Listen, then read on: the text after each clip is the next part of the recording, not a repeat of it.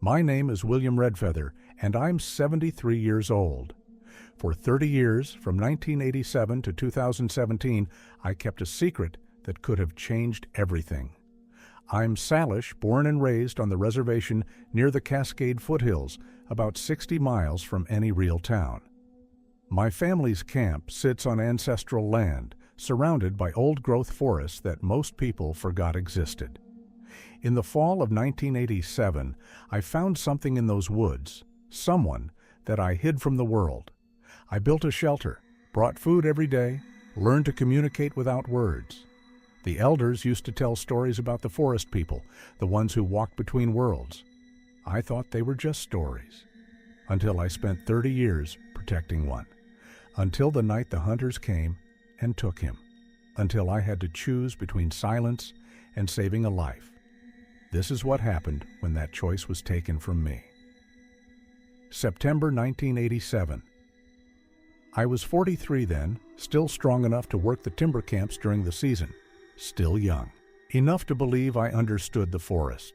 My grandfather had passed that summer, leaving me the family camp, 3 cabins on 20 acres, surrounded by Douglas fir and western red cedar, backed up against federal wilderness that stretched for miles. I went up there to grieve, to sort through his things, to sit with the memories. The nights were getting cold, frost forming on the meadow grass by morning. I spent my evenings by the fire pit, listening to the forest settle into autumn rhythms. Elk bugling in the distance, coyotes calling, the whisper of wind through the pines. The first night I heard it, I thought it was a bear. 3 heavy thuds against a tree trunk, deliberate and spaced. I grabbed my flashlight, swept the beam across the clearing. Nothing, just darkness and the gleam of animal eyes, deer probably, watching from the tree line.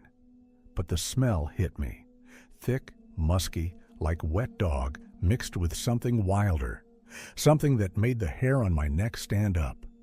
The knocking came again the next night, and the night after that. Always 3 times.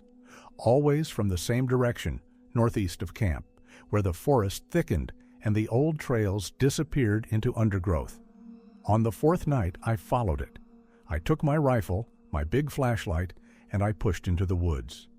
The knocking stayed ahead of me, leading me deeper until I reached a place I'd never been, a small canyon with a creek running through it, steep walls on both sides. And there, lying against the rocks, was something I'd only heard about in my grandfather's stories. He was huge, 8 feet tall at least, broad across the shoulders, covered in dark reddish-brown fur. One leg was twisted wrong, broken, and there was a gash across his ribs that looked like he'd been hit by a car or fought something big. His breathing was shallow, labored. When my light hit him, his eyes opened. Not animal eyes, not human either. Something in between. Dark, intelligent, filled with pain and fear. I should have run. Every rational part of my brain screamed at me to get out, get help, call someone. But I stood there, frozen, looking into those eyes, and I heard my grandfather's voice in my head. The forest people. They're our older brothers. If you ever meet one, you treat him with respect. I lowered my rifle. "I'm not going to hurt you," I said in Salish, then English. "I'm going to help." I don't know if he understood the words, but something changed in his eyes. The fear lessened. Just a little. I went back to camp, gathered everything I could think of: bandages, antiseptic, rope, tarps, blankets. I worked through the night, cleaning the wound, splinting the leg with branches and strips of cloth. He didn't fight me, just watched, breathing slow and steady, occasionally making a low rumbling sound deep in his chest. By dawn, I'd done what I could. I sat back against a rock, exhausted, and looked at him. "You're Bigfoot," I said quietly. "The one my grandfather told stories about." He blinked slowly, and for just a moment I could have sworn he nodded. I couldn't leave him there. The leg would take weeks to heal, maybe months, and he was too weak to defend himself.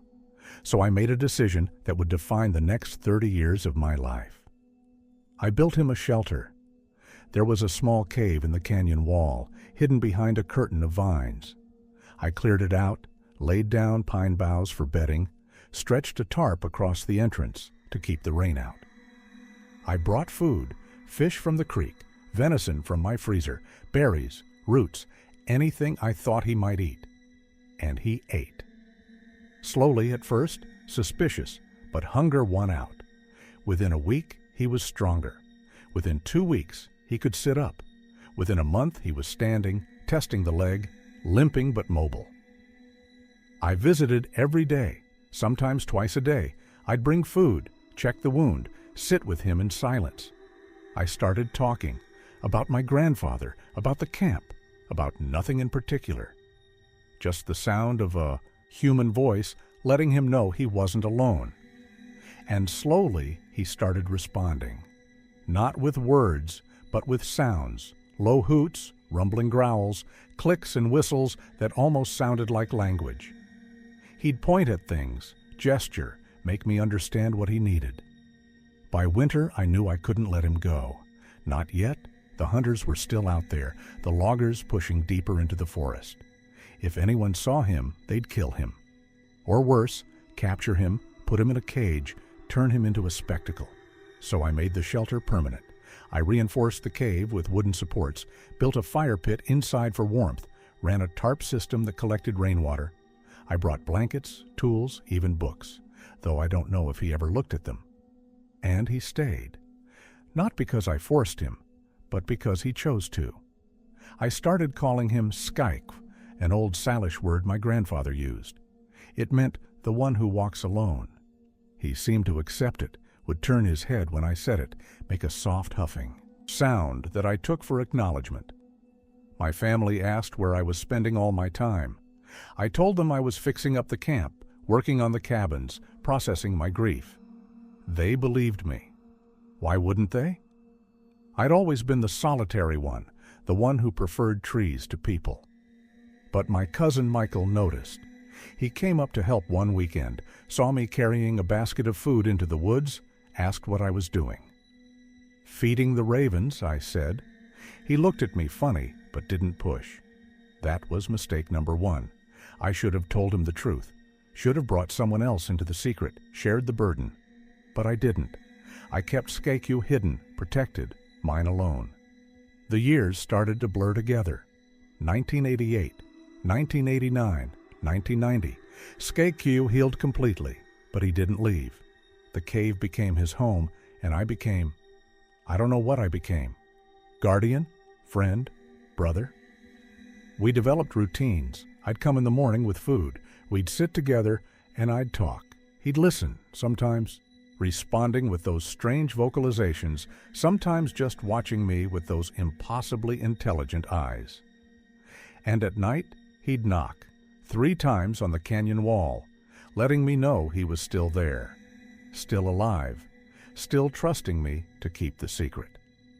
By 1995, Skeku had become part of my life in a way I never expected. I arranged my whole existence around him, worked jobs that kept me close to the camp, turned down opportunities that would take me away for more than a few days, built my world around the secret. He grew comfortable with me, started venturing out of the cave when I visited, walking the canyon with that distinctive rolling gait, showing me things, a particular type of root he liked, a tree where bees nested, a spot where the water pooled and fish gathered. He was teaching me, sharing his knowledge of the forest in ways my grandfather never could. I started bringing him gifts, not just food, but things I thought he'd appreciate, a harmonica I found at a yard, sail, a mirror, colored stones from the river. He'd examine each one carefully, turning it over in his massive hands, sometimes keeping it, sometimes setting it aside. The mirror fascinated him. He'd stare at his own reflection for long stretches, tilting his head, making soft hooting sounds. I wondered if he'd ever seen himself before, if he understood what he was looking at. Winter came hard that year, 3 feet of snow, temperatures dropping below 0. I worried about Skyke, but when I fought my way to the canyon, I found he'd prepared. He'd gathered massive piles of deadfall, stacked them in the cave for insulation. He'd lined his bedding with layers of moss and deer hide. He was warm, comfortable, surviving. Better than surviving. Thriving. One afternoon in February, I arrived to find him waiting outside the cave. He looked at me, then gestured, "Come, follow." I followed him deeper into the canyon to a spot I'd never been. And there, scratched into a flat rock face, were markings, symbols, deliberate, intentional, clearly made by intelligent hands. My heart stopped. This wasn't just an animal. This was a person, a different kind of person, but a person nonetheless. "Did you make these?" I asked, knowing he couldn't answer in words. Skyku placed his hand on the rock over one of the symbols and looked at me. His eyes said everything. "Yes, my people were here. We've always been here." I spent hours examining those markings, trying to understand their meaning. Some looked like animals, deer, elk, salmon. Others were abstract, geometric. And one looked almost like a family, tall figures, shorter figures, standing together. "Where are they?" I asked quietly. "Where's your family?" Skyku made a sound I'd never heard before, a long, mournful cry that echoed through the canyon. It was the saddest thing I'd ever heard. He was alone, maybe the last of his kind, and I was all he had. That night I lay awake in my cabin, thinking about what I'd learned. My grandfather's stories talked about the forest people in plural, communities, families. But Skyk was solitary, injured, hiding in a canyon where no one would find him. What had happened to the others? Disease? Hunting? Habitat loss? Were there more out there, scattered and hiding, or was Skyku truly the last? I didn't know, but I made a promise that night. I would protect him. For as long as I lived, I would keep him safe, even if it meant keeping him secret for 30 years, even if it meant lying to everyone I loved. The years rolled on. 2000 came and went. The new millennium that everyone feared would bring technological collapse brought only more of the same. Logging trucks on the forest roads, hunters during elk season, the occasional hiker who wandered too close to the canyon. But Skyk and I had developed a system. When strangers were near, he stayed hidden, deep in the cave, silent as stone. I'd warn him, people coming, and he'd vanish like smoke. He understood danger, understood that the world outside our canyon wouldn't accept him. My nephew David started coming to the camp regularly around 2003.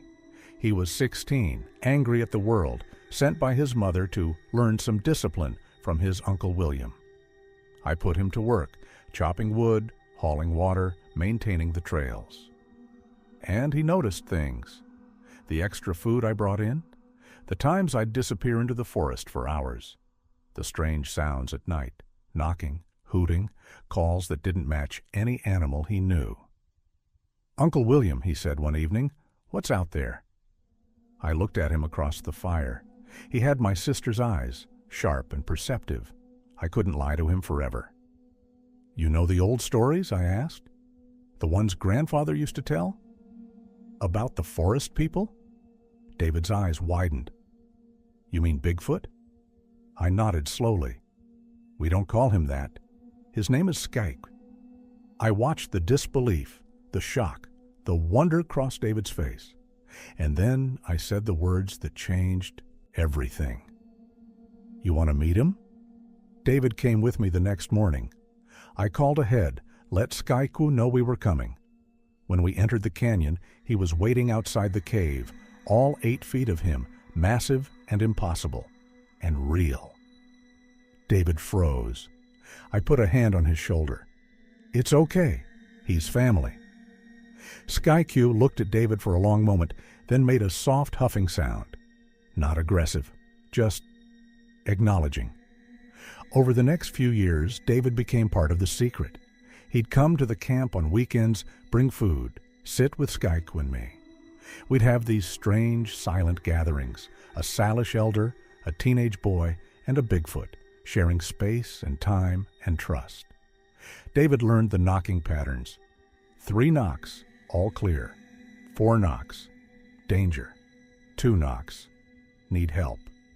He learned the gestures, the vocalizations, the way Skyku communicated without words.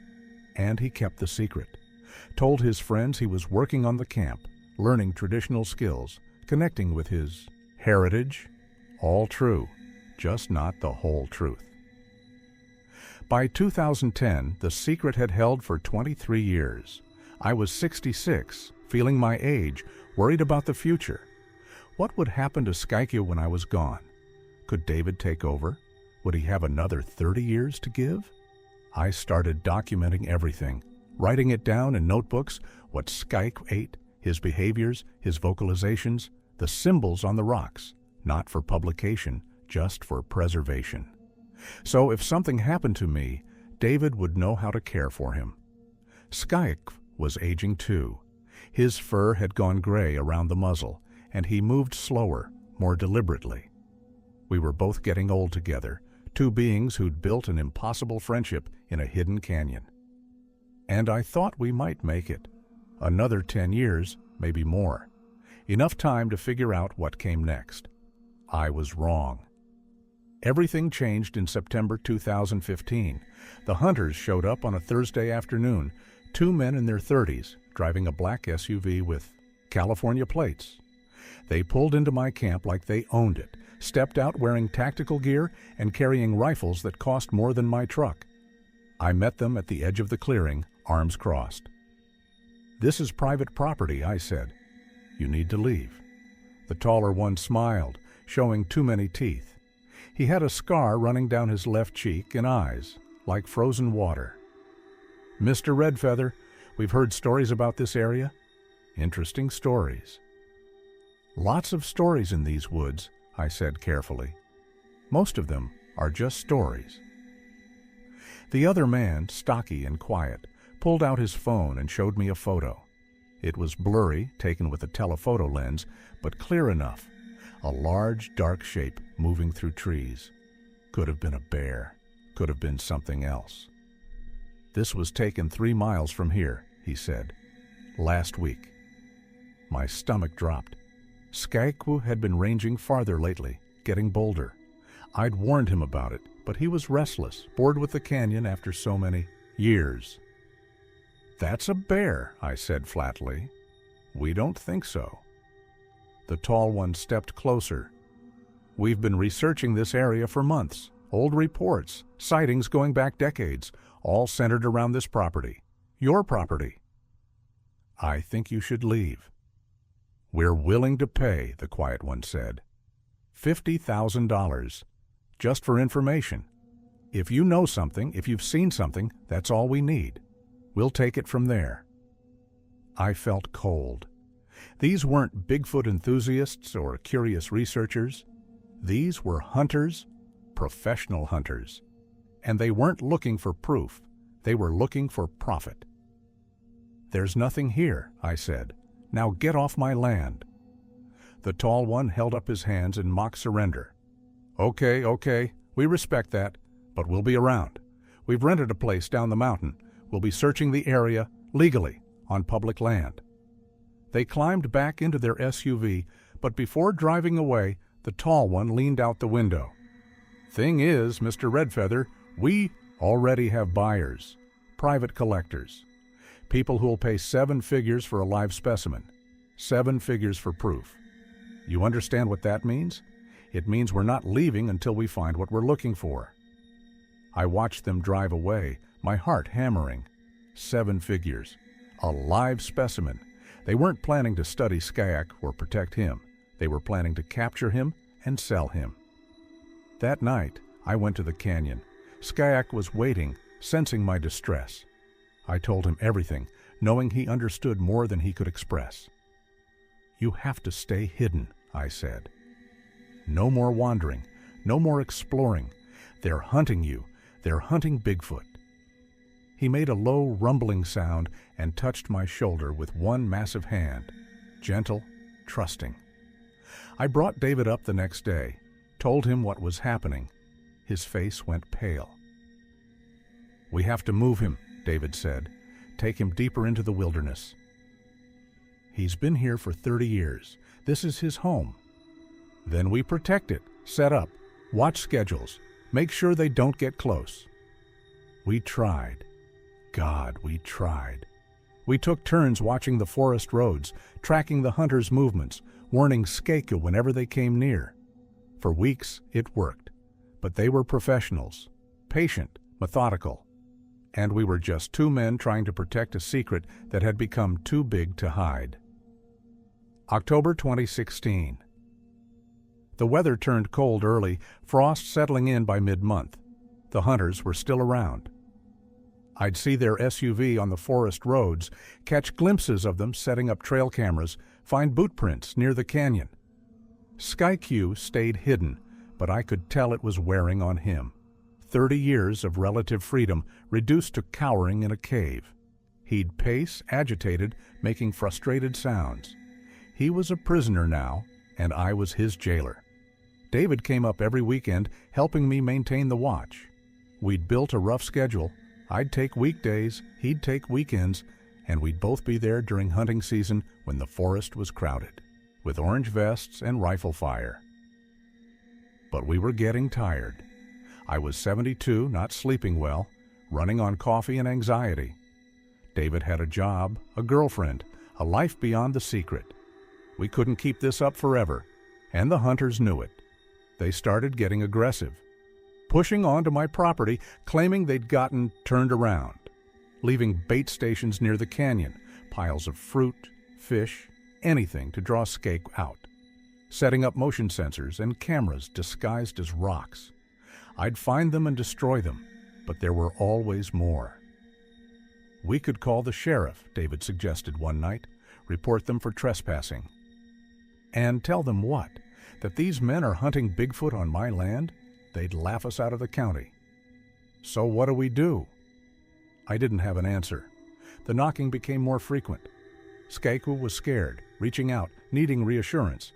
I'd knock back, 3 taps, all clear, but it felt like a lie. Nothing was clear, nothing was okay. On October 28th, I found one of their cameras hidden in a tree overlooking the canyon entrance. The SD card was still in it. I took it back to my cabin and loaded it on my old computer. The footage made my blood run cold. They had thermal imaging, night vision, hours of video showing heat signatures moving through the forest. And there, clear as day, was Sasquatch's distinctive shape. 8 feet tall, bipedal, unmistakable. They knew exactly where he was. They were just waiting for the right moment. I called David immediately. "They're coming. I don't know when, but soon. We need to move him. Tonight." David drove up in record time. We went to the canyon together, found Sasquatch waiting. I explained as best I could, showed him the camera, mimed hunters, made it clear we needed to go deeper into the wilderness. He understood. He'd always understood more than I gave him credit for. We packed what we could, blankets, tools, food. The plan was to take him 10 miles north into territory so rough that even experienced hunters wouldn't follow. We'd leave him there, set him up with a new shelter, visit when it was safe. But we needed one more day to prepare, to scout the route, to make sure we weren't walking into a trap. "Tomorrow night," I told Sasquatch. "We move tomorrow night." He nodded, that slow, deliberate gesture that still amazed me after all these years. David and I went back to the camp, exhausted but relieved. We had a plan. It would work. That night, I lay in my cabin listening to the rain start, heavy, steady, the kind of rain that washes away tracks and muffles sounds, the kind of rain that would give hunters perfect cover. I should have known, should have moved him that night, tired or not, should have trusted my instincts, but I didn't. And by morning, Sasquatch was gone. I woke to silence, not the peaceful kind, the wrong kind, the kind that presses on your chest and makes your heart race before your mind understands why. I pulled on my boots and ran to the canyon. The rain had stopped, leaving everything dripping and gray. And there, in the mud, were the tracks, tire tracks, deep ruts where a vehicle had pushed through underbrush that should have been impassable. Boot prints, at least 4 different sets, maybe more, and drag marks. The cave entrance was torn apart, the tarp shredded, pine bough bedding scattered, the fire pit kicked over, and blood. Dark smears on the rock face, on the ground, leading to where the vehicle had been. I fell to my knees in the mud and screamed, a raw animal sound that echoed through the canyon and came back empty. They'd taken him. I found David's number with shaking hands, could barely speak when he answered. They took him, the hunters. They took Skyke. David arrived within an hour. We examined every inch of the scene, found tranquilizer darts, 3 of them embedded in the cave wall, found pieces of netting, industrial strength, the kind used for large animals. Found a scrape of paint from the O, vehicle, black, metallic. And we found something else, scratched into the rock, fresh, Skeku's claw marks, 4 long gouges, the emergency signal. Help me. I called the sheriff, told them there'd been a break-in, trespassing, theft. A deputy came out that afternoon, took notes, photographed the tire tracks, asked what was stolen. I don't know, I lied. They tore the place apart. Probably kids, he said. Vandalism. We'll file a report. After he left, David and I sat by the destroyed cave, holding our heads. We have to find them, David said. How? They could be anywhere. Could have already. I couldn't finish the sentence. No, David's voice was hard. They wanted him alive. 7 figures for a live specimen, they said, which means he's still alive. For now. I went back to my cabin and pulled out every piece of documentation I had on the hunters, the photos I'd taken of their SUV, the license plate number, the name I'd glimpsed on a piece of mail in their vehicle when they'd left it parked near my property. Daniel Pritchard, Sacramento, California. I called my cousin Michael, told him everything. 30 years of secrets spilling out in a desperate rush. I expected disbelief, mockery, anger at being lied to. Instead, he said, I always knew there was something out there. Grandfather told me too before he died. Said you'd know when the time was right. I need help, Michael. I need everyone. Within 24 hours, my family descended on the camp. Michael, David, my sister Marie and her husband, my nephew James, who worked as a state trooper, even my great-niece Lisa, who was studying environmental law.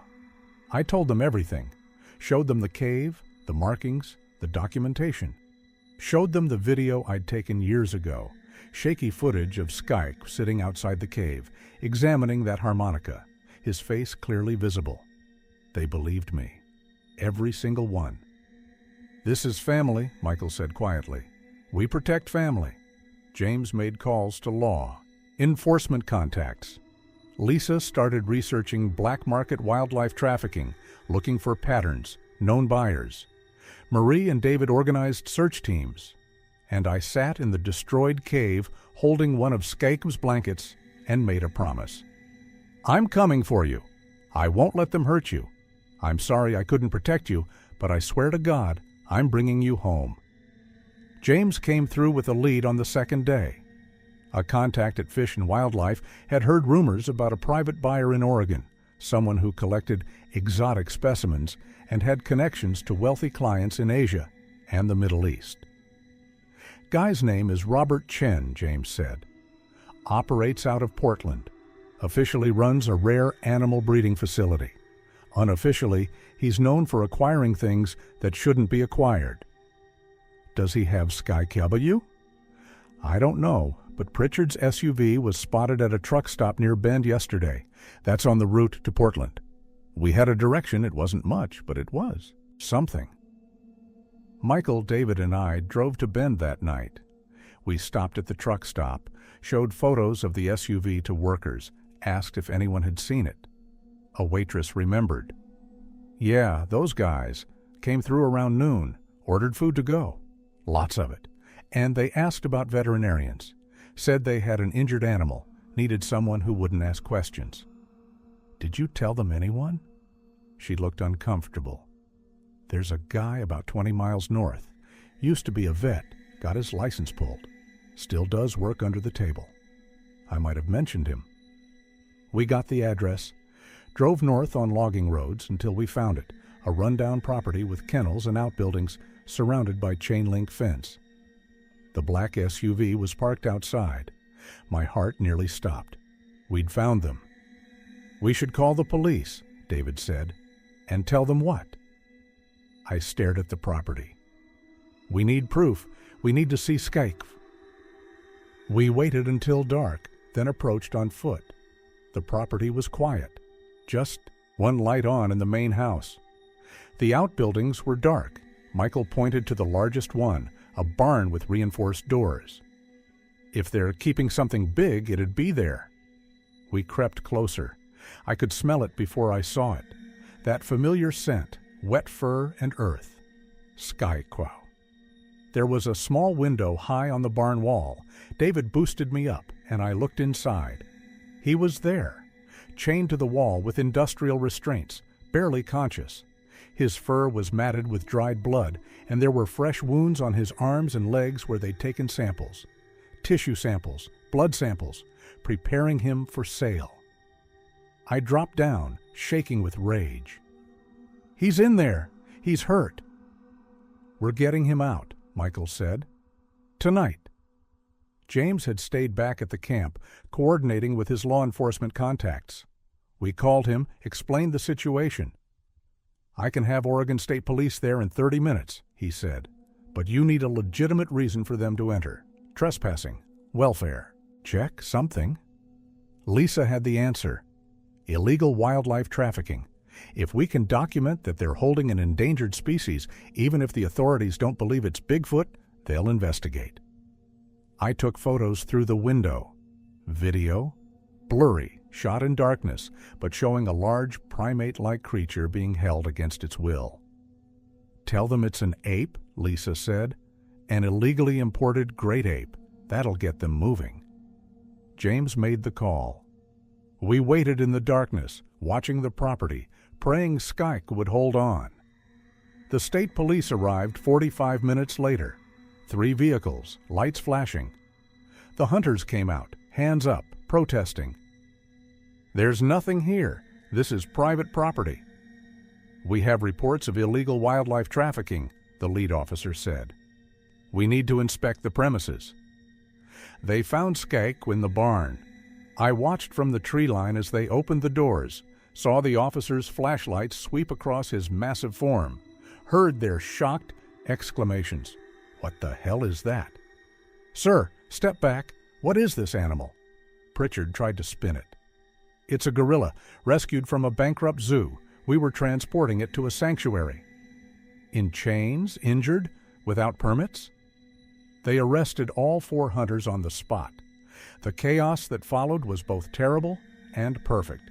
The state police didn't know what they were looking at, but they knew it was big, potentially dangerous, and being held illegally. They called in veterinarians, wildlife experts, armed themselves with tranquilizers. I couldn't wait. While they were processing the hunters, I slipped past the perimeter and went to the barn. Skyque was barely conscious, breathing shallow. Up close, I could see the extent of the damage. Dozens of injection sites, surgical cuts where they'd taken tissue samples, burns from what looked like electrical prods. I'm here, I whispered in Salish. I'm so sorry. I'm getting you out. His eyes opened, just barely, and he made a sound, soft, weak, but unmistakable. Recognition. A state trooper found me there. Sir, you need to step back. This animal is dangerous. He's not dangerous. He's hurt, and he's mine. Yours? What is he? I looked at the officer. Young, maybe 30, with kind eyes, and I made a decision. His name is Skyque. He's a Sasquatch, Bigfoot, and I've been protecting him for 30 years.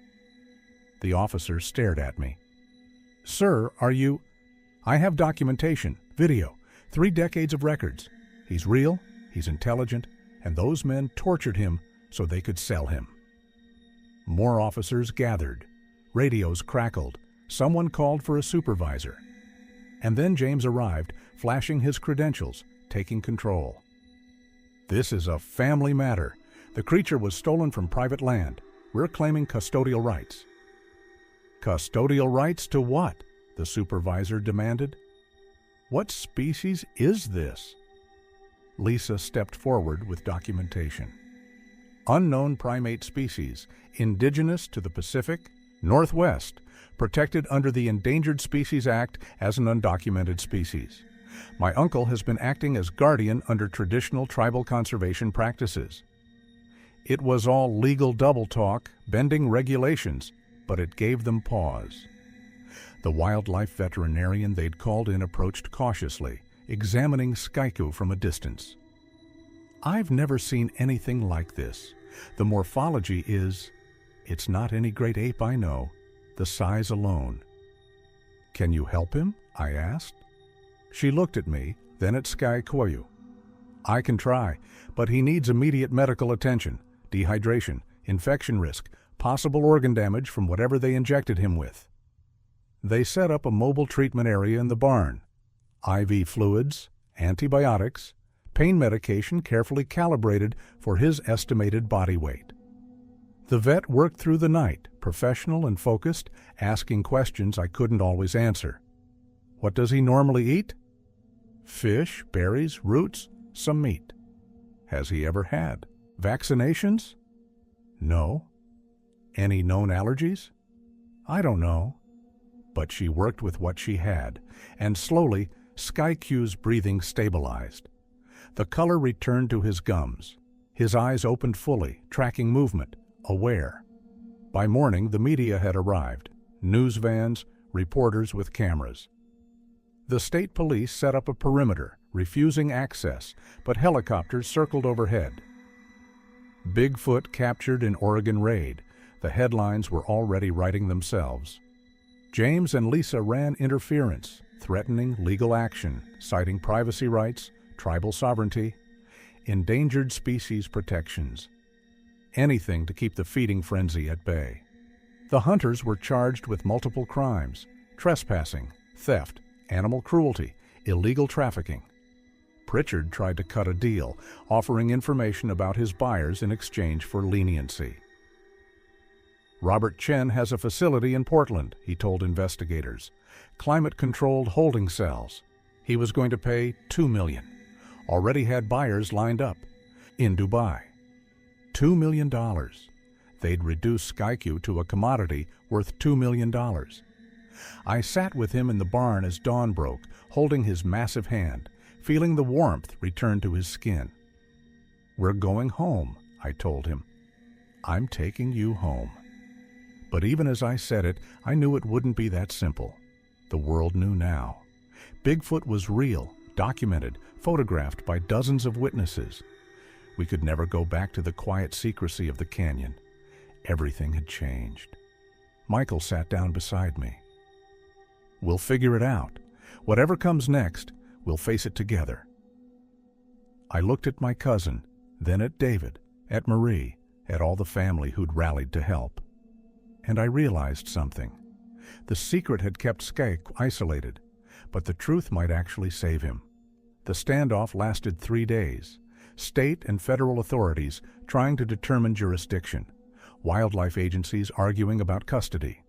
My family maintaining that Skyku was indigenous to tribal land and therefore under our protection.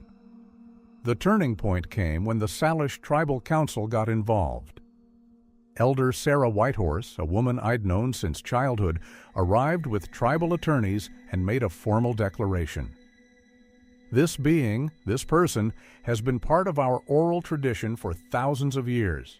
The forest people are our relatives. We claim sovereign responsibility for his care and protection." The federal government tried to argue. Endangered Species Act, scientific study, national interest. But Lisa had done her homework. She'd found precedents, cases where indigenous peoples had successfully claimed custodial rights over sacred animals, where tribal sovereignty had superseded federal regulations. "You can study him," she told the assembly of officials, "but only with our permission, on our terms, and with respect for his dignity and autonomy." Skyku was conscious now, sitting up, watching the proceedings with those intelligent eyes. The veterinarian had pronounced him stable, healing, but needing continued care. "We're taking him home," I said. "Today." They argued, demanded more tests, more documentation, more proof, but Sarah Whitehorse stood firm. "This is not a circus animal. This is one of the forest people, and he goes home." In the end, they compromised. A team of scientists, approved by the tribe, supervised by our people, would be allowed limited access.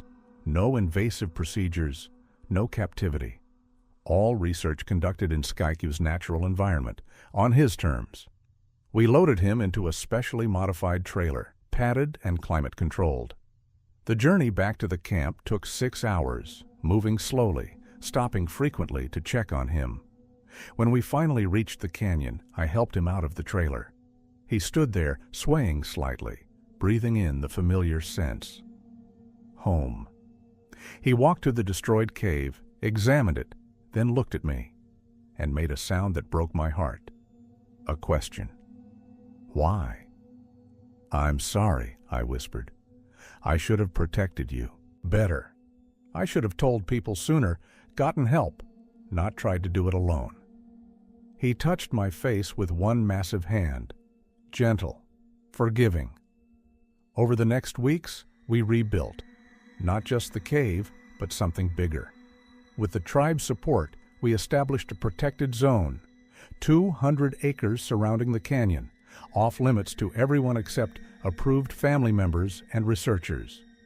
We built a better shelter, still cave-based but reinforced, heated, comfortable.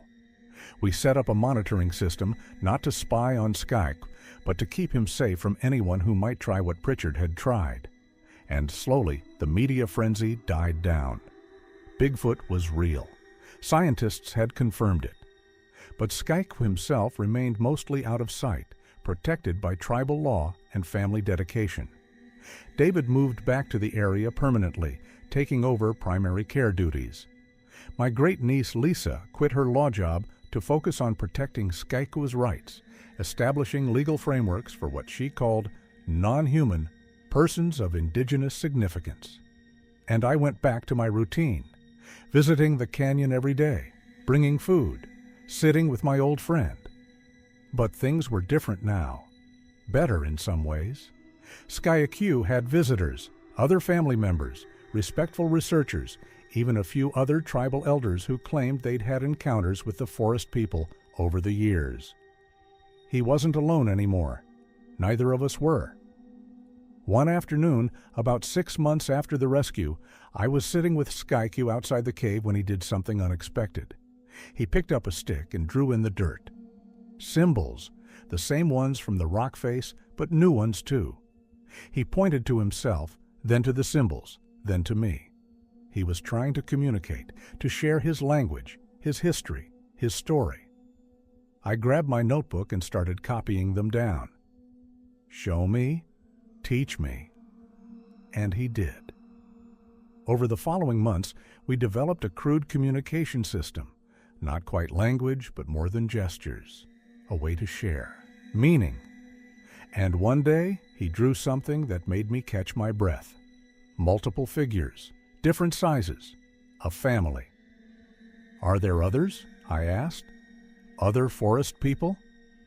He didn't answer directly, but he looked north, toward the deepest wilderness, and made a soft hooting call. And from somewhere in the distance, faint but unmistakable, came an answering call. I sat back, stunned. He wasn't the last. There were others out there, scattered, hidden, but still existing. "Do you want to find them?" I asked. Skyku looked at me, then at the canyon, then back at me. And I understood. This was his home. We were his family. He'd chosen us just as much as I'd chosen to protect him. But knowing others existed, that his people survived. It changed something in him. Brought peace. In early 2017, we started documenting everything systematically, not for publicity, but for preservation. The Tribal Council established an archive, written accounts, video recordings, Sasquatch symbols, and their meanings, everything we'd learned over 30 years. We brought in anthropologists who took oaths of confidentiality, linguists who studied Sasquatch's vocalizations, geneticists who analyzed the tissue samples the hunters had taken, with Sasquatch's permission to understand his biology. The results were stunning. Sasquatch wasn't human, but he was close, a separate evolutionary branch that had diverged hundreds of thousands of years ago. Intelligence comparable to humans, but different. Language capability, tool use, complex social behavior. This changes everything we know about human evolution, one researcher said quietly. But we can't publish, can we? Not without permission, Lisa said firmly. This is Sasquatch's story to tell, not ours. One of the linguists, Dr. Sarah Chen, no relation to the trafficker, made a breakthrough. She identified patterns in Sasquatch's vocalizations that corresponded to specific concepts. Using those patterns, she developed a basic translation guide. It's rudimentary, she admitted, but I think I can understand simple concepts, maybe even communicate. She tried one afternoon, making a series of hoots and clicks that roughly translated to, "Hello, friend." Sasquatch's eyes widened. He responded with a complex vocalization that Sarah quickly recorded and analyzed. He said, I think he said, "remembered voice from before." She looked up, confused. What does that mean? I understood. His people had language, full language. He remembers it from before, maybe from his family. But he's been alone so long, he's forgotten how to speak it properly. The implications were heartbreaking. Sasquatch was the equivalent of a human child raised in complete isolation. He had language capability, but no one to speak with, no community to maintain it. Over the next months, Sarah worked with him daily. Slowly, painfully, Sasquatch's language started coming back. Individual words at first, then phrases, simple sentences. And one day in March, he spoke, directly to me. A complex vocalization that Sarah translated, tears streaming down her face. He says, William friend brother saved protected love forest person when all others gone forgotten lost. William friend brother is family, always, forever. I couldn't speak, just held his hand and cried. The story got out eventually, despite our best efforts. Someone leaked video to the press. Bigfoot speaks, headlines screamed across the internet. Scientists demanded access. Skeptics claimed it was a hoax. But the Tribal Council held firm. Sasquatch was under their protection. Anyone who wanted contact had to go through proper channels, show respect, follow protocols. Most were turned away. But a few, the genuine ones, the ones who saw Sasquatch as a person rather than a specimen, were allowed brief supervised visits. One of them was Dr. Jane Morrison, a primatologist who'd spent 40 years studying great ape cognition. She sat with Sasquatch for an hour, communicating through Sarah's translation, and emerged shaking.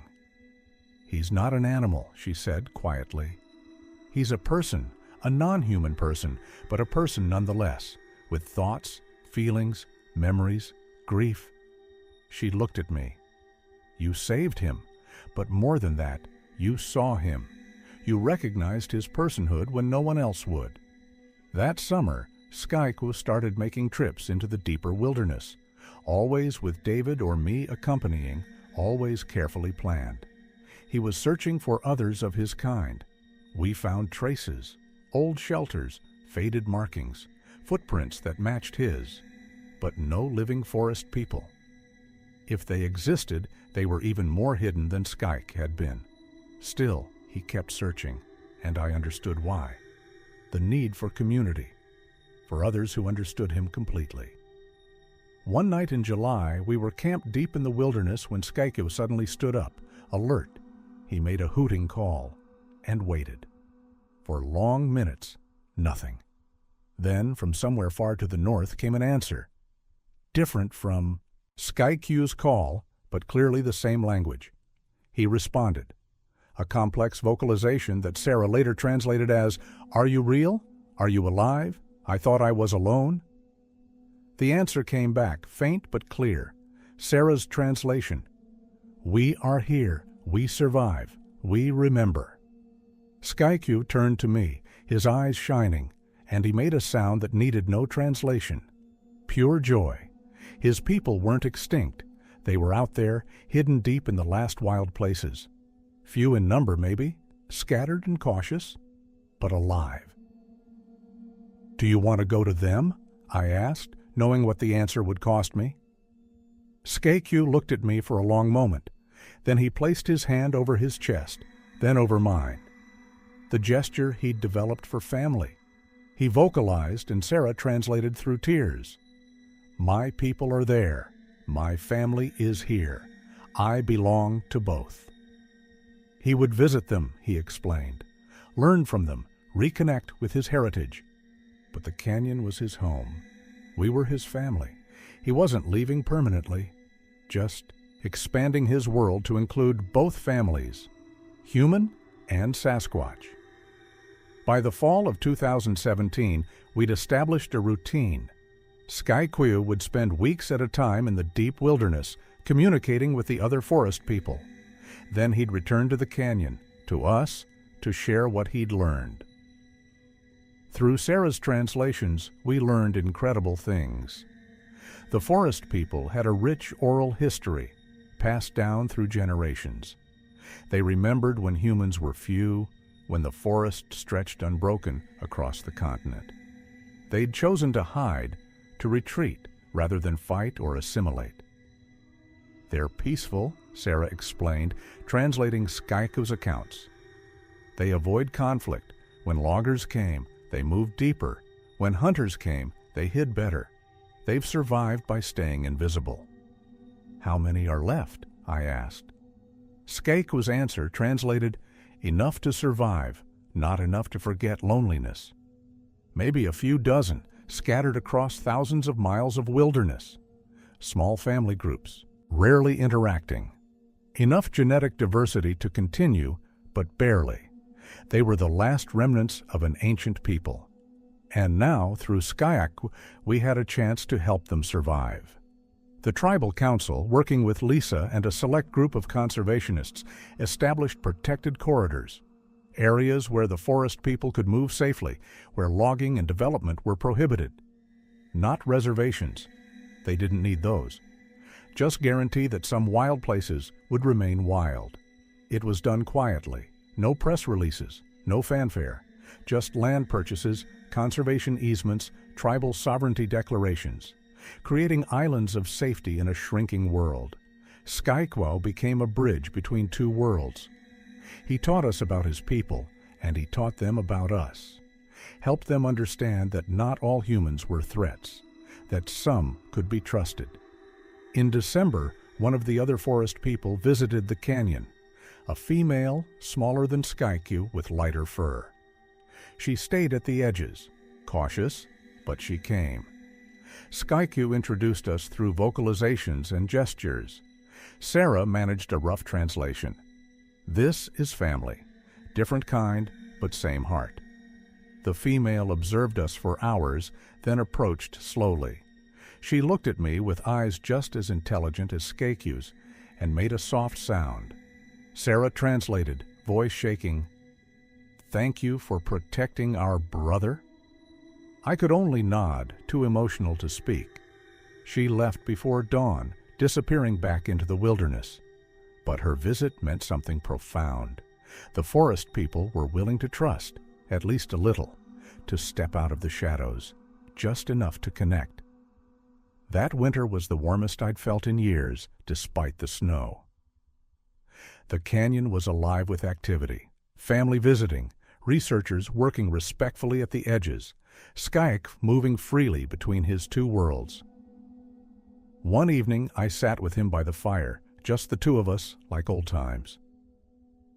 "I'm 73, I said quietly. "I won't be around forever. Are you going to be okay?" Skyke looked at me, then placed his hand on my shoulder. He vocalized something complex. Sarah had left a recording device. Later, she translated it. "William Brother gave me life twice. Once when healing broken leg. Twice when rescuing from bad humans. William Brother's days remaining are precious. I will remember every one. When William walks the spirit path, I will tell my children of the human who saw me as person."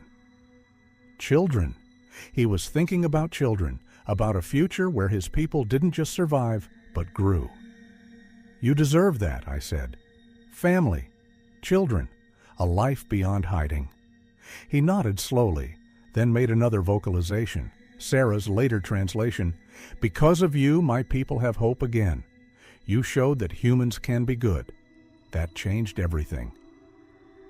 We sat in silence as the fire burned down.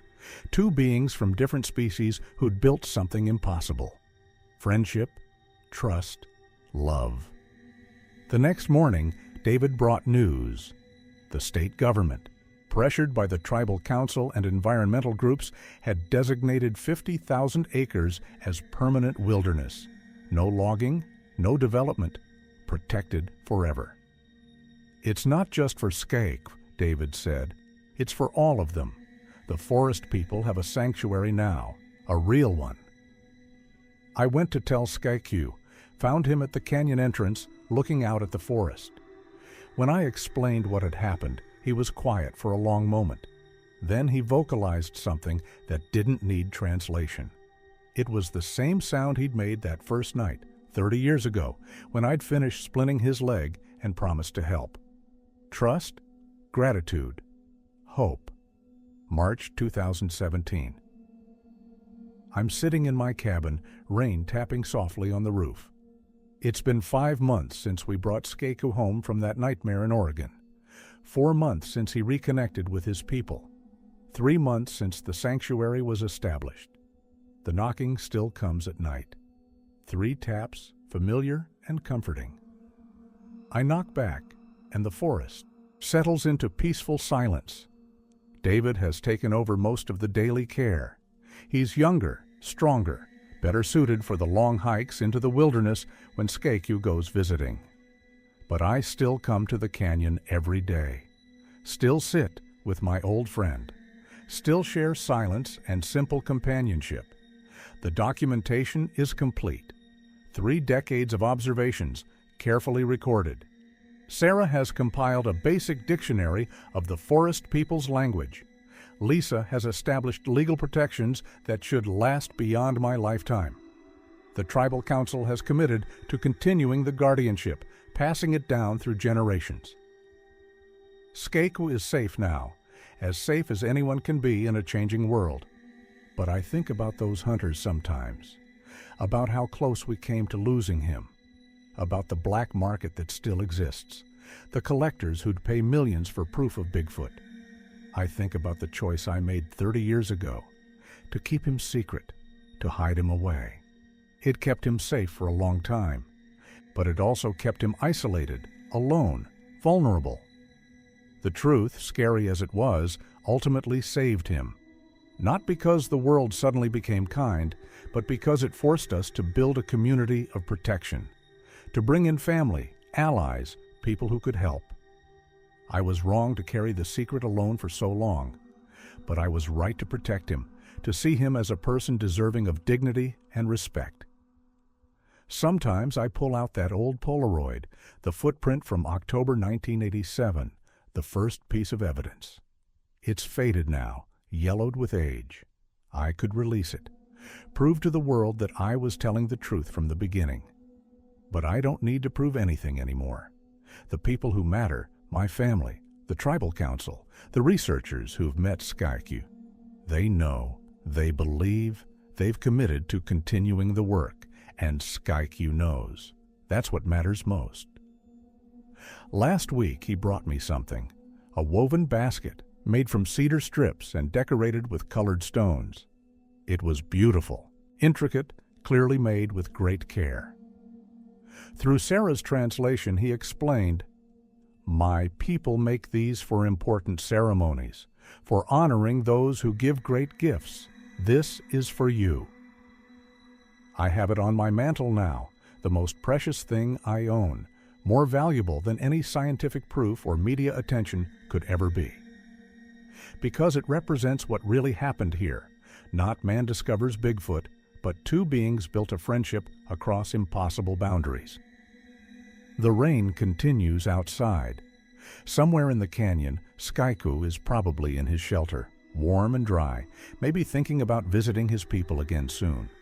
Maybe thinking about the future, about finding a mate, having children, rebuilding what his people lost. I hear 3 soft knocks on the cabin wall. I smile and knock back. We're both still here, both still connected, both still family. In a few months, the Tribal Council is hosting a private ceremony, honoring Skyke, honoring the forest people, committing to their protection for generations to come. Elders from other tribes are coming, people who have their own stories, their own encounters with the forest people. We're building something bigger than one old man's secret. We're building a future where humans and Sasquatch can coexist, where the forest people don't have to hide in terror, where they can live with dignity in the wild places that have always been their home. It's not perfect. There are still threats, poachers, developers, people who see Bigfoot as a commodity rather than a person. But we're fighting back now, together. And Skyke, the one I found broken and alone in a canyon 30 years ago, has become a symbol of something beautiful, proof that different species can build bridges, that compassion and respect can cross boundaries we thought were uncrossable. I'm 73 years old. I won't live to see how this story ends, but I've lived to see it begin properly, to see Skyku reunited with his people, to see protections put in place, to see a future where the forest people might actually survive. That's enough. The rain is letting up. Soon I'll walk to the canyon, spend the afternoon with Skyke. Maybe we'll sit in silence. Maybe he'll teach me more words in his language. Maybe he'll tell me stories about his people, about the old times, about the future he's building. Or maybe we'll just be 2 old friends sitting together, grateful for the impossible bond we've built. Bigfoot is real. I know because I've lived with him for 30 years, because I've held his hand, heard his voice, seen his tears and his joy. Bigfoot is real, and his name is Skyke, and he is family. And that's the truth I'll carry to my grave and beyond.